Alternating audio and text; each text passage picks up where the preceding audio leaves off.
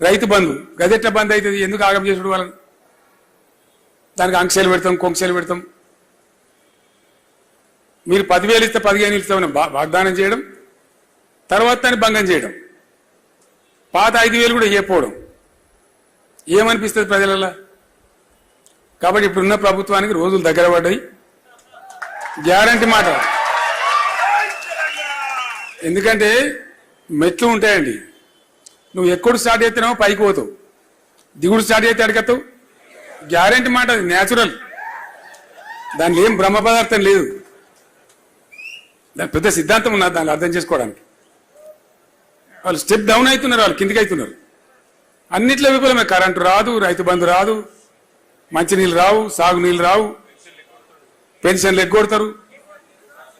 2 ఇస్తే 4 ఇస్తామని అర్రాసు పడలేక వాడి ముసలోళ్ళు నాగం పట్టించి ఆ 2 కూడా ఇయ్యక ఆయనతో జనవరి నెలలో ఒక నెల ఈత కొట్టింది.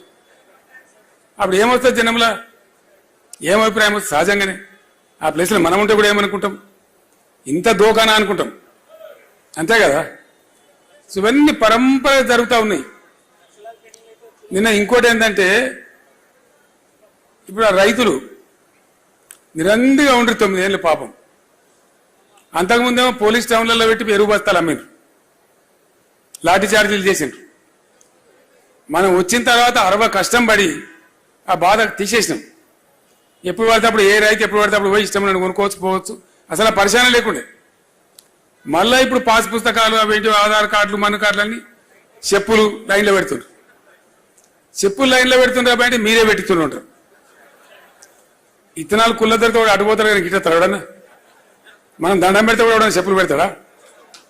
అంటే గింత చిలిపిగా, గింత చిల్లరగా ఏదో తీసిట్లా మీరు అన్నారు కాబట్టి మీ మీదకి మళ్ళీ తిరిగి ఇసిరేస్తామన్నట్టుగా ఒక చీప్ పాలిటిక్స్తో మాట్లాడుతున్నారు తప్ప నిజంగా బాధ నివారించాలి, అట్లా జరగకుండా చూడాలి అనే సోయి తప్పిన ప్రభుత్వం ఉంది ఇప్పుడు. ప్రతిదాని ఒక చిల్లర రాజకీయంగా ఉంది చూడు. అద్భుతమైన కార్యక్రమం తెచ్చిన మనం దళిత బంధు, దాన్ని నిలిపేసిండ్రు.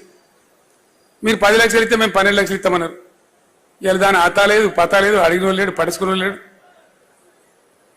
అని ప్రతి వాళ్ళు అందరి కోపం వస్తున్నది. కారణం ఏంటంటే ఒకళ్ళు కాదు, యావత్తు తెలంగాణ సమాజానికే మోసం.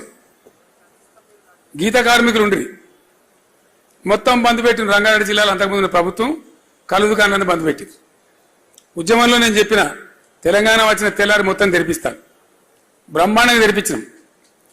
ఇక్కడ హైదరాబాద్ వాళ్ళకి కాదు, మన ఊళ్ళలో ఉండే గౌడ మిత్రులకు కూడా పని దొరికింది, బతికింది.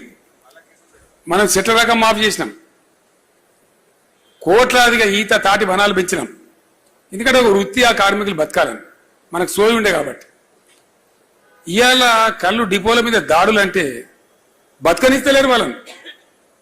ఎందుకో నాకు అర్థమవుతలేదు. భయంకరమైన దాడులు వాళ్ళ మీద.